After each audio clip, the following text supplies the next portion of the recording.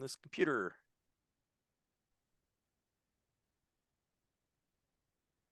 All right. We are recording. We are live. I'm very excited to have everyone here.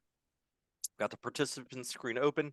So again, we're doing kind of a weird format because we were going to potentially be in front of so many people today that rather than being in a big cafeteria or auditorium with me and Steve on a microphone, we thought, you know what, this is going to be easier. We can record anyone that misses this or couldn't follow along or whatever happened. We'll have this link and it will be wonderful. Again, I'm going to share in a second my screen with the webinar link. So we're going to have open here with my excellent assistant, Steve Fitzsimmons, is going to be running the Q&A. So if any of you have any questions, you can type them in here and kind of in the background, Steve can answer some questions. And then I'm going to try to stop every once in a while. And if Steve's got some really good questions that I can answer for the whole group, I'll try to take a little pause and do that. But let me start sharing here. Right. And Steve, we're looking at you're looking at my screen? Yep, the webinar link. All right, here we are. So again, if you have your laptop in the room and you want to jump on individually so you can see the screens a little better, or because you might want to do a Q&A, just quick type that guy in. I'm sorry I didn't make a shortener, but here we are. I'll give everyone like just 10 seconds for that, and then we will jump in and get started.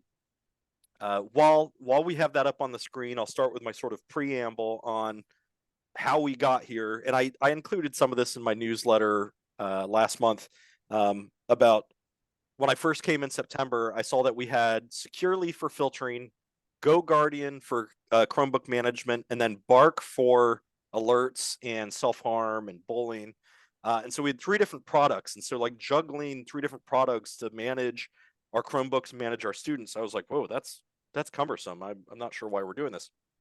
And then in the past, I didn't have a real great experience with GoGuardian, but I was like, I'm going to give it a chance and see how people do with it. And it became evident by October. I started September 11th, and by October, I had heard people having some problems with some GoGuardian issues that I had 5 years ago. And so I was like, well, maybe we should explore Securely Classroom.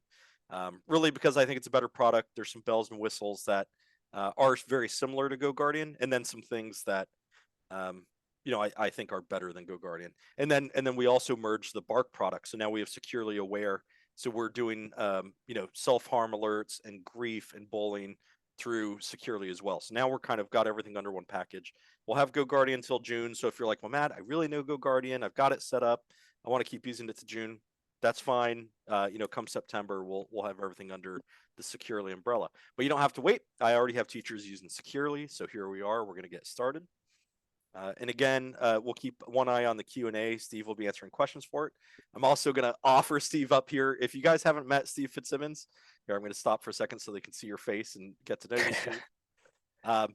If after this, this is not just a drive-by, even though we are recording this, and I'm going to share some other resources here.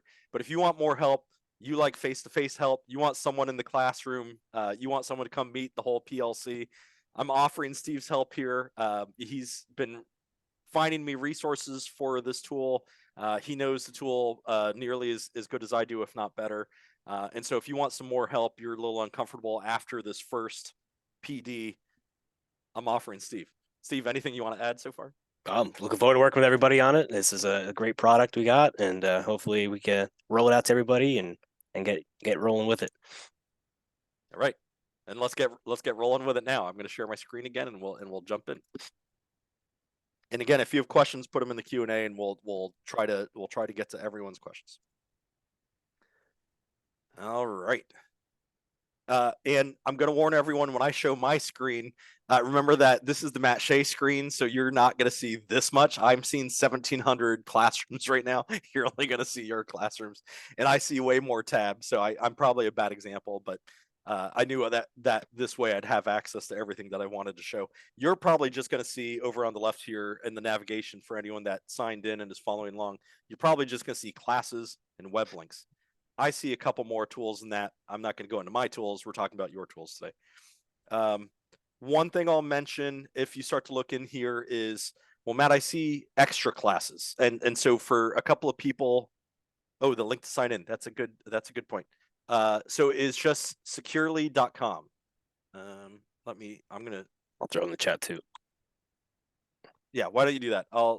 We have it on the staff resource page right here, the securely link. So if you don't want to type securely.com, or you're like, how do I spell securely?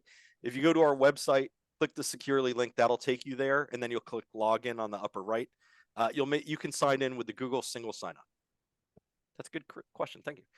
While I'm on this page, we try to conveniently put everything you could ever need under the PD website that Beth and the other supervisors continue to work on. Down here on the bottom left, if you follow that link, that takes you to a specifically tech PD site. And under miscellaneous, we have a whole section right now on Securely Classroom. And if you follow some of those links, so if you're one of those people where you're like, Matt, give me all the links, I'm going to learn all the things.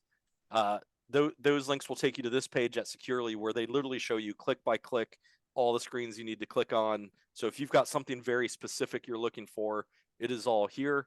But we're going to try to give you this handy dandy training video when we're done as well. But thanks to Steve, because Steve found a lot of these resources. I was like, Steve, we're going to get Securely Classroom. And he's like, great, I'm going to get these links. So we tried to conveniently put them all here. And again, you can get there from our Pequannock website, clicking on the PD website. All right. So when you get here, my one thing I wanted to share quickly, because some people already dove in. We've had some K-5 teachers, PV teachers, high school teachers that already started playing with things once I shared my newsletter last month. And so one teacher said, well, hey, I'm seeing more than this year's classrooms.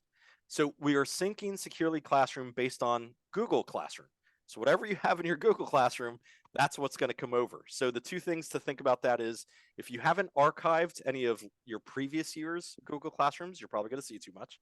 And that's going to be an end of year tidying up that we try to do in June this year, is how to archive Google Classrooms. So we'll get to that. Or the other situation we've had come up was, especially K to 3, K to 5, a lot of the teachers shared their Google Classroom with their co-teachers, with their other grade level teachers. So you're seeing their classrooms here. And so that is syncing the way it's intended. So which is fine. You can, and this totally allows for co-teachers. GoGuardian did as well. So you can see other classrooms if you want to. However, some people were like, well, I'm getting notifications when they run a session. I don't care about their session. So on the upper right here, if I click on this and go to my account, halfway down, there's this section on notifications. And so you can turn off those notifications. I know some of the principals were also set up so people could see some of their Google Classrooms. And so they were being synced on Securely Classrooms, and then they were getting notifications. So I was like, you can turn off all the notifications. So if you forget everything else today, go into Securely Classroom, click on your account up here on the top, and turn off some of those notifications so you're not being inundated. That's the Matt Shea helpful tip for today. Also with that, again, I said that you can have co-teachers. So when I show some of the classes here, either from this screen or from Google Classroom, if you add other teachers, they will be synced with all this. Now, if you're trying to wait for Google Classroom to sync with this, we only sync once a day overnight. So if you're going to Google Classroom to add a co-teacher, that's not going to sync in real time. You're going to have to wait till the next day. But in Securely Classroom, you can always add another teacher on the fly. And I'm also going to show here, of course, this is syncing with Google Classroom, but you can set up some of your own classes as well. Why you might want to set up your own classes. One great example I got at the high school, they do Saturday detentions, and they're like, well, we want to continue to monitor the students on their Chromebooks. So on the fly, you can manually create a classroom. You never know who's going to be there for detention that week, and you can manually add students to that detention. Maybe you have an after-school activity, battle of the books, chess club, or whatever it is. And same thing, you want to be able to monitor those students, and maybe those students aren't changing week to week. You have a roster of students, but again, you can manually create your own class, and I'm going to show that in just a second. Any questions so far? Steve, you seen anything from the chat room? Nothing in the chat yet. Okay, all right. Then I feel like I'm doing a great job. We're gonna continue on. So from this screen, and again, I'm seeing all of our Google Classrooms, so this is way too many. But I can search for a specific class here in the search box if I want to. There are a couple other tools on this screen. I'm going to show you session history kind of at the end, but you can always go back any session you had. You can go back and see some data from that. Again, I'm seeing more than you're going to see. You're not going to see other teachers in here. I'm seeing it because I'm Matt Shea. But so any session you run, you can always go back and refer back and be like, what was that kid looking at? What tabs did they have open? How long were they looking at those tabs? So as a teacher, you can kind of get some of your own data when you run a session.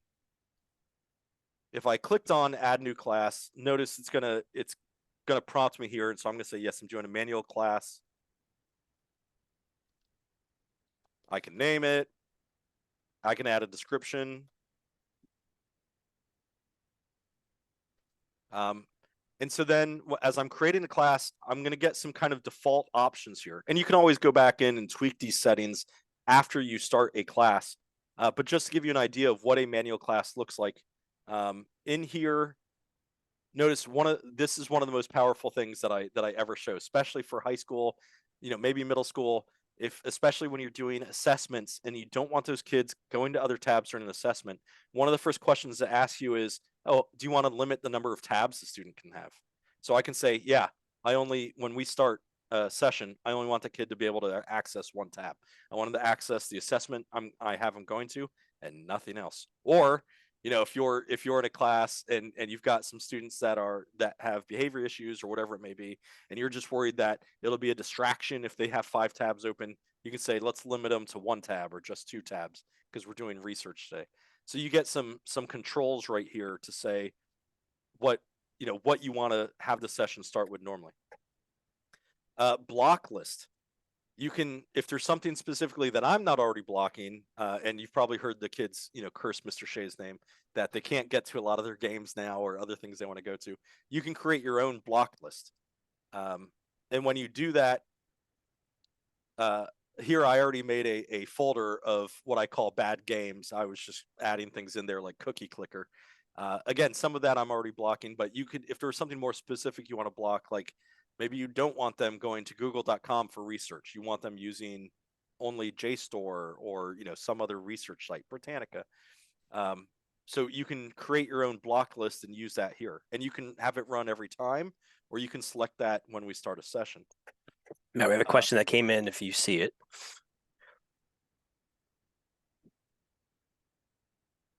Can we read it? For notifications, yeah, I see that. So Kelly has a really good question. For notifications, it seems to apply for all classes, and that is true. So when you tweak those notifications, you're not gonna for just getting your email alerts, you're not gonna be able to tweak that class by class. It's either kind of on or off. These settings I'm looking at here, these settings are by class, but for the notifications, yeah, I'm sorry that it's only going to be kind of on or off for the whole product. That's good. Thanks for stopping me, Steve. That's a good one. Notice there's also a fun feature: close all open tabs on start. So if I know, well, these kids just came from another class, I want them to have a fresh start. So when I start my session, close all tabs. I'm going to give them a 10-second countdown. Like, you get a couple of options on whether or not you want to close their tabs. Do you want to allow students, they're going to have an extension running called securely. Do you want them to be able to raise their hand to get your attention digitally? If you're live in a classroom, they could probably just raise their hand, but that's an option in here. Do you want the students to be able to chat you? Now, this won't let them chat other students, only you, the teacher. And there may or may not be a reason that you want to do that. If it's, it's a shy student and they're unlikely to raise their hand for help because they're kind of shy, maybe you want to enable that. So you'll see a little pop-up on your teacher device and you'll know, oh, that kid had a question. I'm going to discreetly go over there and help them and not interrupt the whole class or not point them out in front of the class. So there may or may not be reasons why you want a student to begin a chat. And do you want to allow like a chat alert? So if you want to get the student's attention, if you chat them, do you want it to ping? Or again, do you want it to be discreet and not have the other kids around them to know that? If you chat a student, you're like, pay attention, face forward, something like that. You may not want there to be an audible ding. One thing that's similar to GoGuardian is you can set a schedule for this to just run every day. You don't have to remember to log in here. You don't have to manually start the class. You can just say, Every day at 8 o'clock, I start period 1. I want that session to run whether I'm watching it or not, just so I can have it for historical purposes and I can review the data if I have a problem in the class. We noticed today, because we're on a early dismissal schedule, so the periods were shortened, and so that became a bit of a challenge. That we had 1 or 2 teachers where they did schedule a full 42-minute period or 60-minute period, whatever they had scheduled, and so it was still running, and so we had kids that were in another session. So I'm going to show that screen in a second, what that looks like when you take them out of someone else's class. But that's one thing to keep in mind is if you schedule a session to start on, if you have a different day that is early dismissal, delayed opening, a shorter schedule, there's an assembly. You might need to just keep that in mind, that session is still going to run at the normal time. So if your schedule is not normal time, that's just something to keep in mind. But that is a handy feature because you don't have to remember to do anything. You can just schedule it and you're done. If you're going to have a co-teacher, I can add people here. So I can go in here and say, let me add Stephen Fitzsimmons. And you can have as many co-teachers as you want, and they will see these same screens you see. So if we're running a session together, whether it's, I'm the gen ed teacher, my special ed teacher is my co-teacher, maybe there's an aide in the classroom that you want them to see it as well. Maybe you don't want that, but you can have as many co-teachers as you want, and they'll be able to see the same screens you do and be able to use the same tools you do. So sometimes that's really beneficial. And again, if you're making a manual session, a manual class, then you'll manually add the students here. And again, you can do that on the fly. So when I click the plus sign, the easiest way to do it is go through our Google directory. And if I search for a student by last name, it'll pop up. I can add that student, and I can add as many as I want. I'm not going to continue that class. I'm going to go over here. Well, actually, so here's the ones that I'm tied to, but I also notice I can go to class types, and rather than look at all of my classes together, I can say, well, just show me my Google classrooms or show me just my manual classrooms. So if you're making a number of manual classrooms for whatever reason, whether it's detention, activities, clubs, you can search for it that way, and that might save you time if you have a lot of them. And once I have this class existing, I can start the session, which we're going to do in a second. Or I can go up here, and so some of those settings that we just looked at, that's how I can get back to here, is clicking the 3 dots for that class, and I can go back to those class settings and tweak some of those settings. So I've already added some students. You can see my co-teacher is Dan O'Keefe. I've got my explanation up here. I've got my block list added and ready to go. And so I can start that session. One other thing I'll show before we jump into a session and see what that looks like is the other button you're going to see on the left is web links. And so this is where you can go and create some links ahead of time, both a loud list and block list. So there may be a time, and I'm going to show you once we get in there, where I only want to allow one website. We're only using Google Classroom today. We're only using JSTOR. We're only using iReady. So you can say this is the only website they're allowed to open. Everything else is blocked. So you can add some of those here, or your block list you can do here. So we experimented with this, and you're gonna be like, oh, why is Netflix here? So this allow list, I'm gonna give the word of caution here. This allow list will supersede the district block list. So we experimented with this, and so if you the teacher, know this is a resource I definitely need, and occasionally, before you had that lesson that day, you go and you've got 20 kids looking at you in the class, you had them click the link and it's blocked, and you're like, great, I'm in the middle of a lesson and now this thing I was depending on got blocked, and you're trying to frantically email me, open a ticket, you're trying to get us to unblock that. This makes it where you, the teacher, can put this in your allowed list, and if you use that web link in the session, and I'll show you that in a moment, it will supersede our block list. So be careful with that. Hopefully you vetted the website. Sometimes teachers will find like a news source, and that one article is great, but the website has all sorts of ads that are not appropriate for age level, or there might be other articles that are not appropriate. So if you're going to do that addition here, you got to be really, really careful with the site that you pick. So we did Netflix, and our demo student was able to get Netflix. When I ended the session, or when someone else took over the session, it took away that allow list, and then Netflix was blocked again. I do not suggest opening Netflix for kids. You won't get any work done. Steve, there was a question. What's the question? Question is, can you add students who you don't teach? I asked because I covered detention the other day and I wanted to run it, but I didn't teach the student. That's a great question and a very good example. If in that manual class, you can add anyone that is in Pequannock. You could add kids from another school. I don't know why you need to do that. So you should be able to see the full list of any Pequannock.org user when you're creating a manual class. In the Google Classroom, I think you can still manually add some students. But again, that one's syncing literally what's in the Google Classroom. So I know the manual, that's 100% yes, you should be able to add anyone.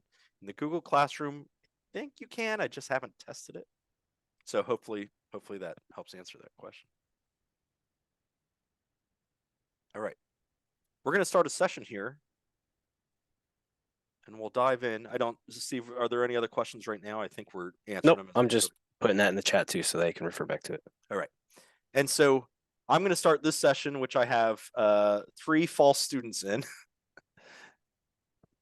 So this is Matt Shea's amazing and wonderful class. You'll notice when I go to manually start a session, it's asking me, okay, how long is the duration? I think the default is like 45 minutes or 40 minutes. You can change that. So if I know, okay, well, I'm doing a 60-minute session, I could alter that. You can always add more time on or end a session early. So this isn't set in stone. The couple of options, again, I could say, great, I'm going to limit it to 1 tab. I tell you what, for now, I'm going to leave it unlimited. I've got my block list that I had created. This is where I could say, well, I want to lock the kids into a collection. So these are the 3 websites I want to allow them. I'm not going to do that for now. I am going to say, close all the tabs when I start. And this is where it's going to say, okay, well, do you want to give the kids a heads up? Like maybe they need to save something. So I could say, okay, I'm going to give the kids 10 seconds to save whatever they're doing. And then this session's going to start. So I'm going to click start now. I'm going to stop sharing my screen. We're going to take a look at I have Steve is my using my kid Chromebook here. So I click that. I'm going to stop sharing. There's my warning. The warning just popped up. So he's got 10 seconds. He's got 4 or 5 tabs open right now. Yep, 5 tabs open. Clock's ticking down. 3, 2, 1, and there it goes. Great. Distraction free. I love it. So that's a pretty great feature. Don't remember if that timer is in GoGuardian, but I sure like it in Securely. So there it is. Let me share screen again, and we'll go through some of the toys here. All right, Steve, we're seeing my screen again. Yep. Feeling good. We're making good time. We're gonna plow through some tools. Some of these tools you're gonna look at this and say, oh yeah, that looks very familiar. This looks similar to GoGuardian, or I guess years ago you guys also had Hapara. I'm not a huge Hapara fan. GoGuardian I liked a little more, but so some of these tools are going to look familiar. Some of them will be like, oh wow, that's a great tool. And one thing I want to share before I get too far is the huge difference between Securely and GoGuardian. So let's say I applied a block list, and or I did an allow only. So, and actually we had the issue this morning. So I do an allow only. I only want the kids going to this one website. But I forget to end the session, and I had set it to 60 minutes, but our class was only 40 minutes, or it's early dismissal. So those kids go to their next class, but they're still blocked. In GoGuardian, there's nothing we can do. Like there's not even a report I can run to try to, as an administrator, I couldn't even find out who had blocked that student. So one of the magic screens here, when I go to start a session, so I made Allison was starting her own class, and she had some of the students that I already had in my session. So when she goes to start her session, you'll notice it shows right here, oh, well, these students are currently in that session. But if she clicks start now, she gets a prompt, oh, these kids are already in a session. Do you want to start your own session and take over the kids? And so when she does that and clicks confirm, it turns off my settings, it applies hers. So again, if you have a student that is being blocked, site locked, whatever it is from another teacher, you as the next teacher can take control of them. So that is the 100% bell and whistle that GoGuardian had not figured out in the last 5 years. that Securely had figured out is that if people are fighting over a session that the kids are in, whoever's got them in real time can always take them over by just confirming this, and now my settings apply because I took that over. Steve, I saw a couple of questions came in. What do we have? I think you answered one of them with when you allow students to access Google Classroom, they can access all their classrooms. Would securely limit tabs to my specific classroom? So yes, you pull them out of that classroom into yours. Exactly Rich, right. Yep. Rich has a question too. Will that close down PowerPoint and Microsoft things that the students are working on, or just Engine and Google So this search engine? is Chromebook specific and Chrome specific. So it's really focusing on Chrome. So if they're on a Windows machine, I think you're not going to get quite as many bells and whistles. So if you're in a Windows lab, we might want to talk about that more. It'll give you some control of the Chrome browser, but right, it's not gonna shut down those other applications. So mainly this is a tool specifically for Chromebooks, if that helps. But that's a good question because we have a couple of computer labs that are different operating systems. Let me flip back over here. So I can see right now I only have Steve acting as a student right now, so we only have one Chromebook online. One quick question I got earlier today was, if I'm having trouble seeing a student, like I know they're in the room, I see them on their Chromebook, for some reason they're not coming through, and that excuse me, that happens rarely. Normally what I've seen in the past is a restart fixes it. The Chrome extension for Securely runs, reloads, and it seems to be clean. So if you're ever seeing that, my quick suggestion for troubleshooting would be have the kid restart, and they should appear in your session then. I've not heard very many issues in the past with that, but in the past, if someone did have an issue, it sounded like a restart fixed that problem.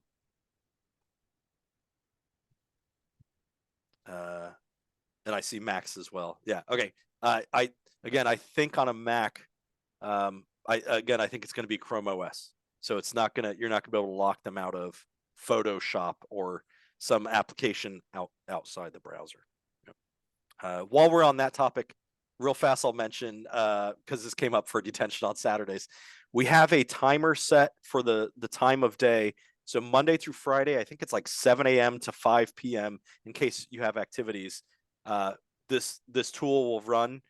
We don't want people feeling uncomfortable or worrying that they could see a kid's screen at like 8 at night. So after 5 p.m., this tool won't run anymore. Now we're still filtering, so even if kids on our Chromebook, the district's still doing its due diligence. But you don't have to be worried about kids being like, "Oh, the teacher was watching me after 5 p.m." That's not a thing. So this tool will lock down. We had it locked on Saturdays, and so for detention, that was a problem. So now we have it open Saturdays, I think 7 to 2 or something. So for detentions, we can cover it. And then Sundays right now it's closed. If someone can think of a reason why we need to enable it for Sundays, let me know. But so in our tools here, the default view is what they call the card view. And so I'll see a snapshot. This is not quite real time, but I'll see a snapshot of what is on demo student screen, Steve's screen right now. If this is a student that I know, hey, this student is kind of problematic, so I want to keep a closer eye on them, I can click on the dots here. Hold on, I think I have to select them. And I can say pin this student, and it pins them up top. So if I have 25 kids, that's the one I'm really keeping an eye on. In here, you can even create a group. So if you know, okay, these 4 students, I just want to keep an eye on all of them. You can pin each one, or you can actually make a group and pin that group. So that will kind of help you if you want to keep a closer eye. But there's a second view that if I click over here, and change the view to tab view, I can see all of the different tabs someone has open. So I can see here my demo student is on my flashcard website I want them to be on. They open Wikipedia, maybe they're doing research, but then they have some blocked pages. So I can click on that and see what's going on and get some visibility. I can visit it to see what's going on. Or if I just know, listen, they're being distracted, I can click on that tab and just close it and be like, all right, that tab's gone. They can't look at that tab. In a second, I'll show you how I can chat them and be like, pay attention, you're not supposed to be on that. Stop looking for Fortnite. Stop looking for Roblox. I know what your kids are looking for. I'm going to go back to the card view. One of my favorite tools, and so Steve, get ready to show the screen here.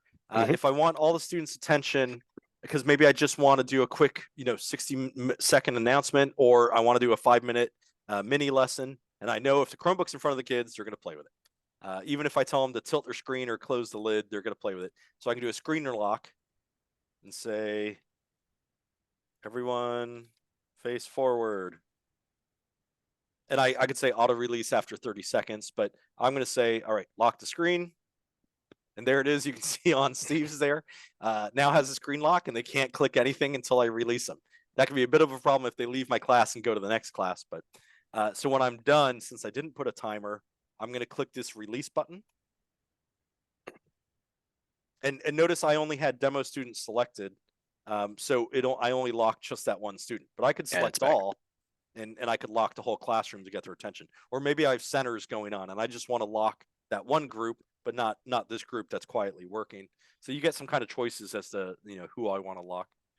This one, K5, and I know this is mostly PV in high school here, but I'm recording this for posterity. This one is the one I'm looking for. Push Earl. For the lower grades, or listen, maybe for middle school, because you've got this website with a really long URL, and the kids are never going to be able to navigate there, and that's going to waste 2 minutes of class. I can just push out a link. I can manually enter one. If I have one saved, I can click it here, but I can push out a website to all students and save a lot of time. So if I know when I started my session, I closed everyone's tabs, and then if I want to get them started, everyone, we're doing a Kahoot today to review for the test. I can push out the Kahoot player to the kids. So that way I know that tab opened. I wasn't waiting, so long for all of them to navigate to it. I'm going to skip that one though, Steve, so you don't have to wait for me. All right. The one I skipped, site lock, can be the one where I can allow a specific web page. And again, notice I can close the other tabs, and I got some other options. But I can say, well, you know what? These are the only research pages I want them using today. So again, I'm worried the kids are going to be distracted and go off the rails. I can limit, to a certain group of pages rather than trying to, block everything. I can just say, these are the 4 pages we're going to today.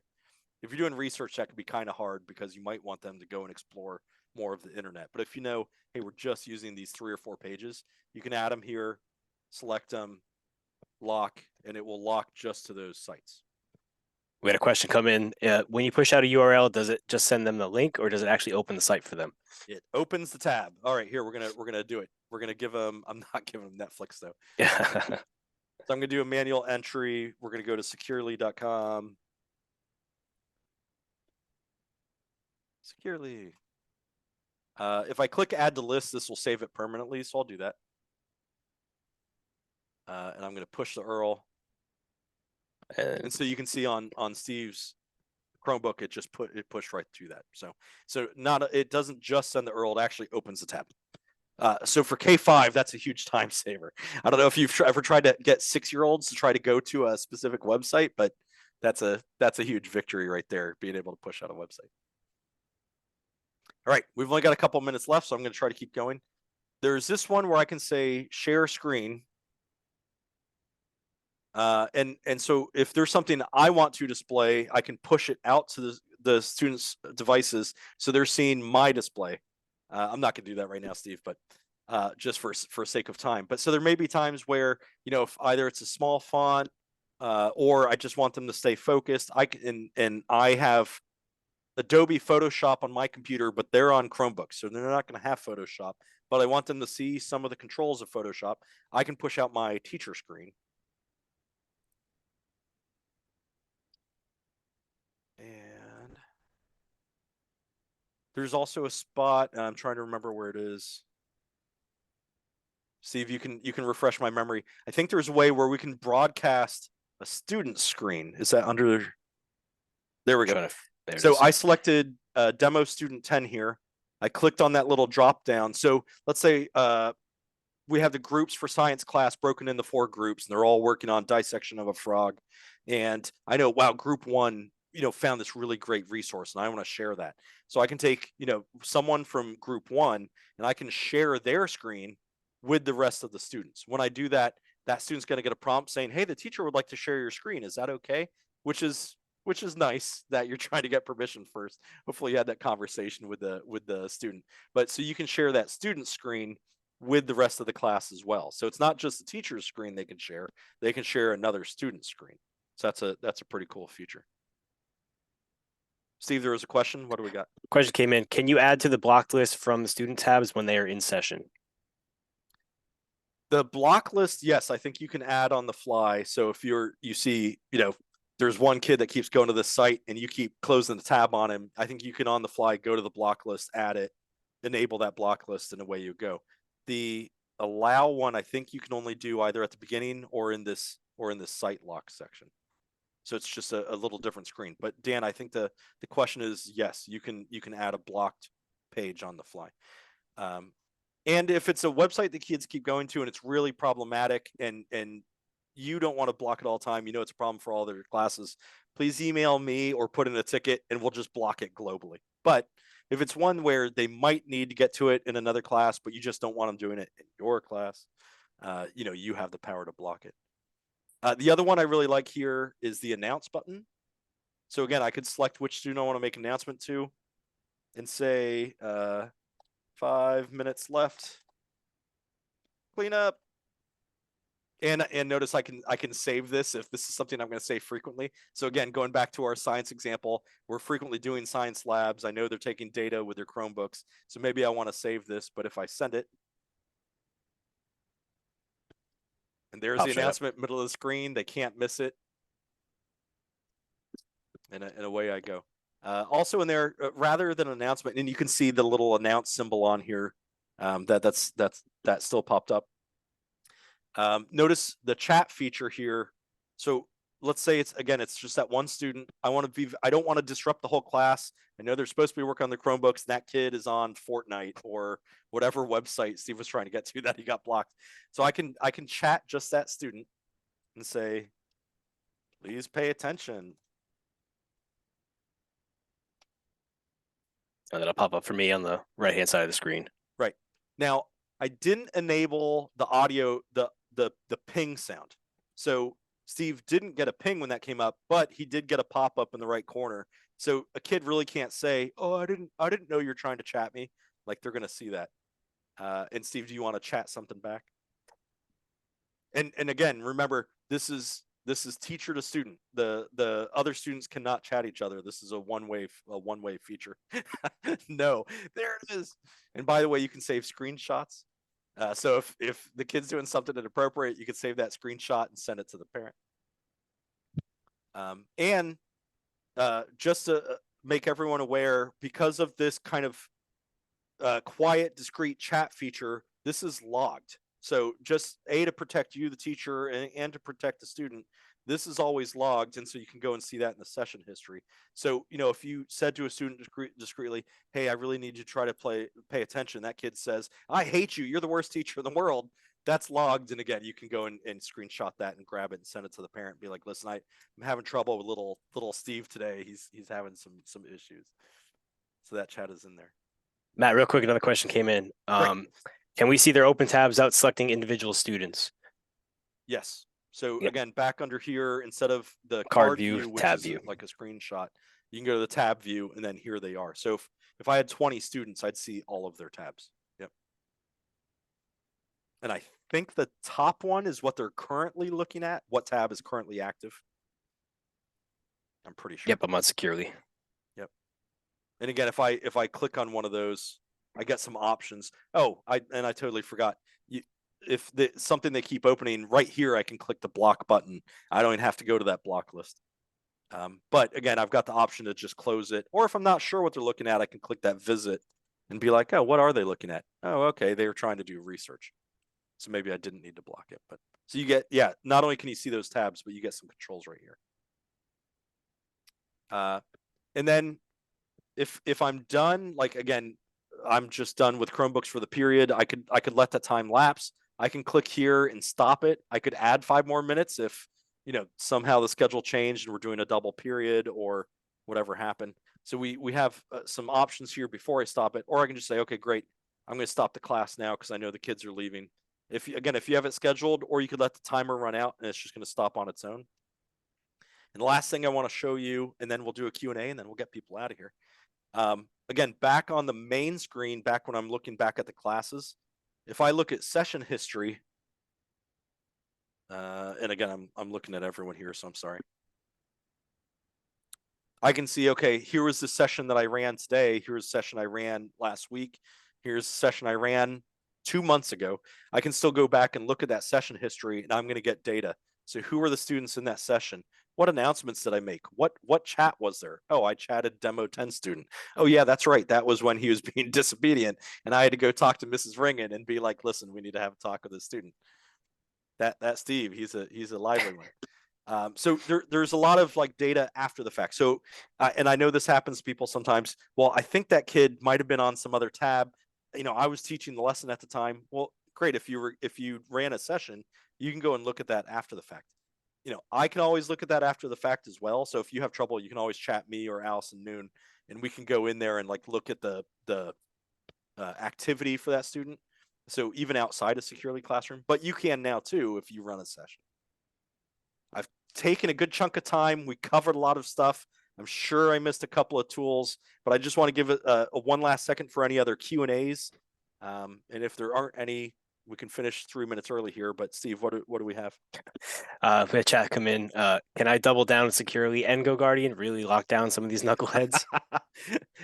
You shouldn't have to, and I'm a little worried that if you ran both Go Guardian and Securely at the same time, I'm not sure how those products would fight each other. So far, it seems like they have played friendly, but again, listen, if you're already knee deep in Go Guardian, you can finish out the school year. I didn't want to kill a product mid-school year for people that were using it. But going forward, you're going to hear Steve and I really plugging and pushing Securely Classroom to get everyone ready for September. And again, I'm going to selfishly plug Steve Fitzsimmons here that if you want some more help, you want some one-on-one time, you're nervous about using it for the first time in the classroom, and if Steve were there, that would make you feel better. That's why we brought Steve aboard. So I'm sure he's glad to help. I think we're just about out of time. Steve, anything else before we go? That's all I had. I thought that was that's good. All right, I'm going to stop the recording. Everyone, thanks for coming out today. We really appreciate you. I'm sorry that it might have been kind of a long half day of PD and we crammed too much in your heads, but hopefully this makes you feel a little better about the tool and starting to use it right away, but don't be afraid to reach out. So thanks, everybody. Have a great afternoon. Thanks for coming out.